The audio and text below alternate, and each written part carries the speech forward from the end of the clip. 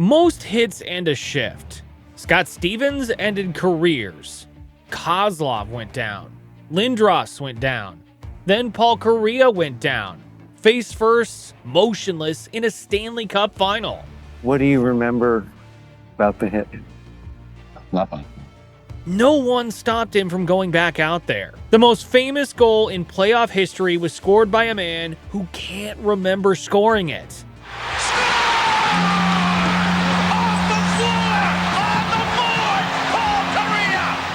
Here's how the NHL let its brightest star get destroyed. Woke up in a hospital bed and I didn't know who I was or where I was. And, when I saw what happened, I was furious, wouldn't describe the words. And not for myself, for the fact that these hits were still happening in the game. Paul Kariya was born in Vancouver, BC. His father, Tetsuya, was Japanese-Canadian, born in a World War II internment camp in Greenwood, British Columbia. His mother, Sharon, was Scottish-Canadian. Both were teachers, both were athletes. Hockey wasn't handed to him. He earned every inch of it.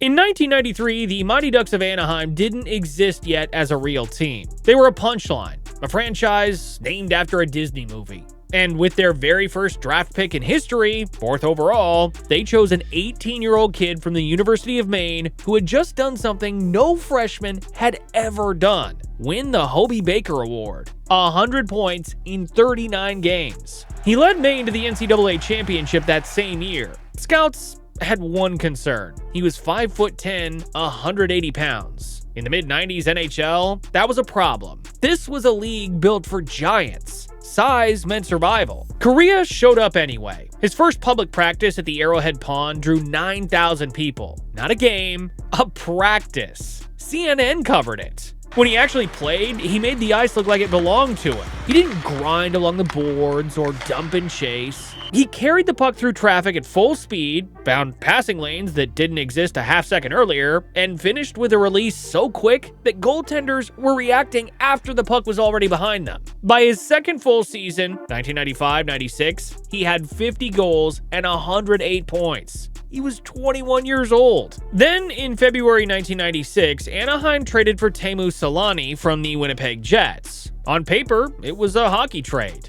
On the ice, it was something else. Kariya and Selanne were opposites in every way. Kariya, quiet, meticulous, private. Selanne, loud, spontaneous, and the life of every room.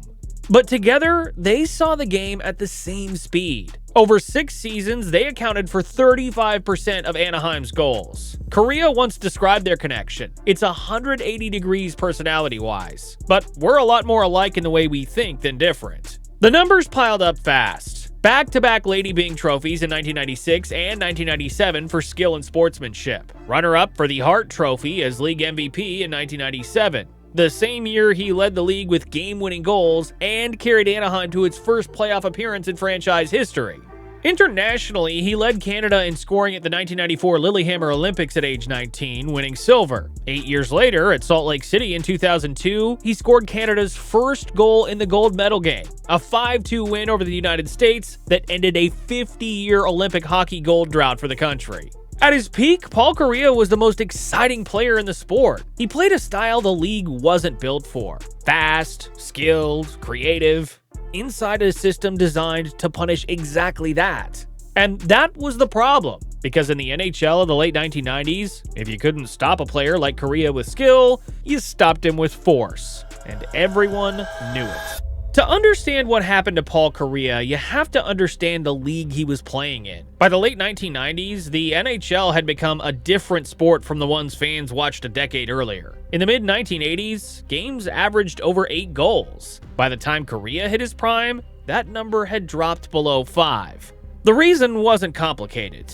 Coaches had figured out that the easiest way to win wasn't to outscore the other team, it was to suffocate them. The neutral zone trap turned the middle of the ice into a wall of bodies, where forwards with speed and skill got grabbed, hooked, and held on every single rush. If you didn't go down, the referees didn't blow the whistle. Kariya described it himself in blunt terms. As an offensive player going through the neutral zone, he'd have someone tugging him the whole way, and unless he fell, he wasn't getting a call. That was the system, but there was another layer underneath it, one that nobody talked about openly. If a player was too fast and too skilled to be slowed down by obstruction, the next option was to take him off the ice entirely. Not with a suspension or a trade, with a hit. And Paul Kariya, the smallest star in the league, playing a style that required his head to be up and his feet moving at all times, had the biggest target in the league painted on his back. On February 1st, 1988, during a game against the Chicago Blackhawks, Kariya scored his second goal of the night.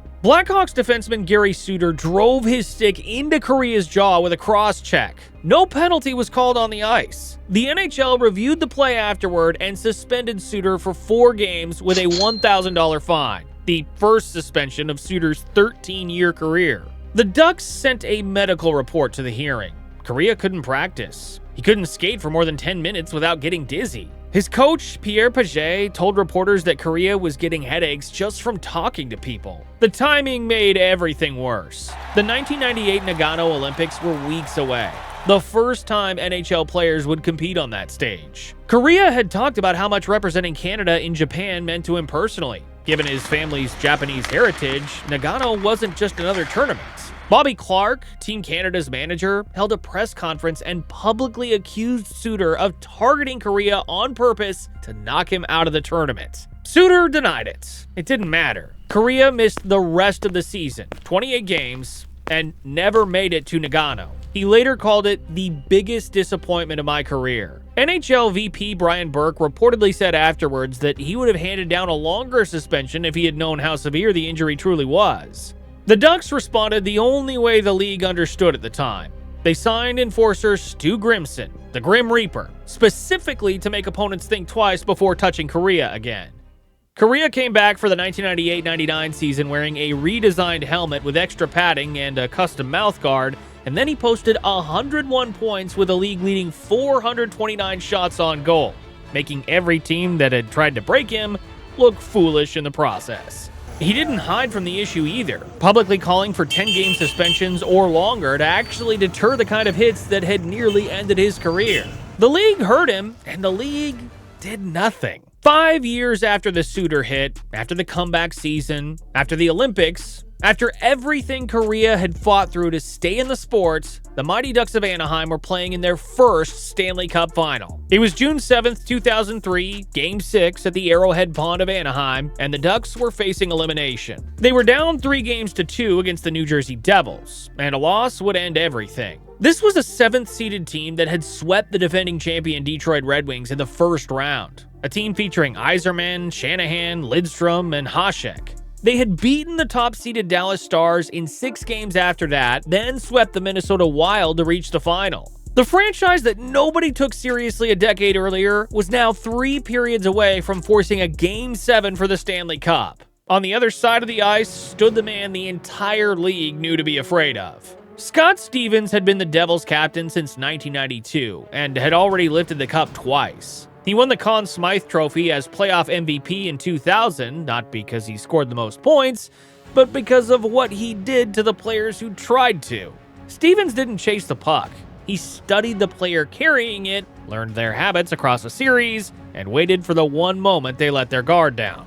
His record spoke for itself. In the 1995 Cup Finals, he knocked Slava Kozlov unconscious with a blindside hit, then turned to Detroit's Dino Ciccarelli and said, "You're next." In Game 7 of the 2000 Eastern Conference Finals, he leveled Eric Lindros with a hit that ended Lindros' season and altered the trajectory of his entire career. In 2001, he concussed Shane Willis so badly that Carolina goaltender Arturas Urbe told reporters Stevens was trying to kill him or put him out of the playoffs. The league never suspended Stevens for a single one of those hits. He wasn't out of control.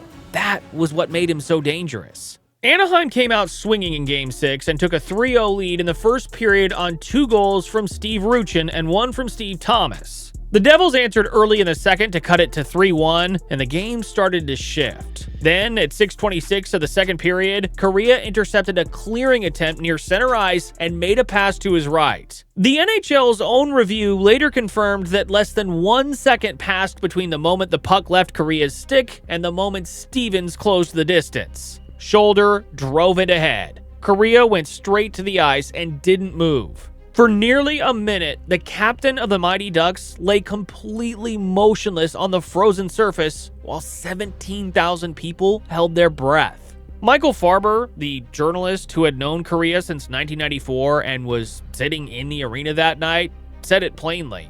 "I thought he was dead. Honest to goodness, I thought he was dead."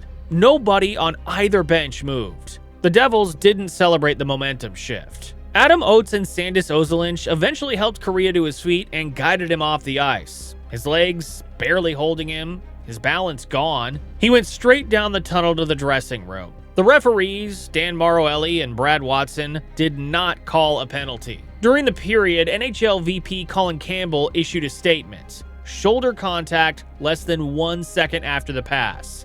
No further action. Every person in that building believed they had just watched a career end on live television. 11 minutes passed. The Ducks were still up 3-1, but nobody in the building was watching the game anymore. Then, at the 9:13 mark of the second period, a figure appeared at the end of the Anaheim bench, and every person in the building realized at the same time that their captain was back. The building came apart. A roar so immediate and so loud that it drowned out everything else in the building. Kariya took a few short laps near the bench, testing his legs, and then he stepped over the boards for his first shift. The broadcast team told the audience that Kariya had simply had the wind knocked out of him. That explanation made no sense to anyone who had watched what just happened, and it makes even less sense now. But in 2003, there was no concussion protocol in the NHL. No independent physician, no spotter in a booth, no one whose job it was to say, this man cannot go back out there. The only people who decided whether Kariya could return were the team's own medical staff, standing on the team's own bench during an elimination game in the Stanley Cup Final. A team that needed its captain, and a captain who was never going to say no. On his very first shift back, Kariya went straight to the front of the New Jersey net, got tangled up with a defenseman on top of Martin Brodeur, and nearly jammed in a rebound from his back. The puck hit the post and stayed out. 3 shifts later, at 17:15 of the second period, he took a pass from Peter Sikora along the left wing, carried it across the Devils' blue line with speed, and unleashed a slap shot from the top of the left circle that Brodeur never had a chance to see, let alone stop. The puck was in the net before the goaltender could move his glove, and the score was 4-1 Anaheim. Gary Thorne, calling the game for ABC, delivered a line that would follow this moment forever. Off the floor, on the board, Paul Kariya. What happened next was something nobody who watched the Mighty Ducks that season had ever seen before. Paul Kariya lost his composure completely and celebrated with everything he had. In the moment, it looked like the most courageous thing anyone had ever done on a hockey rink. Martin Brodeur, the goaltender who watched the whole thing happen from 60 feet away, saw it differently. He said afterward, "I didn't know if he was alive." The crowd noise hit a level that people inside the building later said was the loudest that the arena had ever been. The Ducks won the game 5-2 and forced a Game 7 back in New Jersey. In the moment, it looked like the most courageous thing anyone had ever done on a hockey rink. But here is what the moment actually proved, and what the league would spend years trying not to confront. Martin Brodeur, the goaltender who watched the whole thing happen from 60 feet away, said afterward, "I didn't know if he was alive." Years later, Kariya himself confirmed in a TSN interview that he has no memory of any of it. Not the hit, not the goal, not the celebration, not Game 7, not the days that followed. The most iconic moment of his career was played inside a complete neurological blackout by a man whose brain was actively damaged because the system that should have protected him did not exist yet. That goal is remembered as one of the greatest moments in hockey history. It should be remembered as one of the most shameful. The Ducks lost Game 7 in New Jersey 3-0, and Paul Kariya never wore a Mighty Ducks jersey again. What followed wasn't a single moment of collapse. It was a slow, uneven fade that made it easy for people to stop paying attention. In the summer of 2003, Kariya and Selanne both left Anaheim and signed with the Colorado Avalanche, taking massive pay cuts to reunite and chase the cup together on a stacked roster alongside Joe Sakic, Peter Forsberg, and Milan Hajduk. Kariya dropped from $10 million to $1.2 million. One of the most dramatic pay cuts in NHL history at the time. It didn't matter. A wrist injury limited him to 51 games, and he finished with 36 points, the worst statistical season of his career. After the 2004-05 lockout canceled the entire season, Kariya signed with the Nashville Predators and looked, for a brief window, like the player the league remembered. 85 points in 2005-06, setting franchise records for assists and points in a single season. But the bounce back didn't hold. He moved to the St. Louis Blues in 2007, and the decline became permanent. Then, in 2009, Buffalo Sabres forward Patrick Kaleta delivered a blindside elbow to Kariya's head during a game. It was his 6th documented concussion. Kaleta was not suspended. Kariya sat out the entire 2010-11 season with post-concussion syndrome, and on June 29, 2011, he announced his retirement through a statement released by his agent, Don Baisley. There was no press conference, no farewell tour, no ceremony. His doctor, Mark Lovell, one of the top concussion specialists in North America, told him flatly, "No one in my profession would clear you to play." Even after 5 months of hyperbaric chamber treatments and intensive brain rehabilitation, scans still showed damage. Kariya told ESPN at the time that the decision wasn't difficult. This is a black and white issue.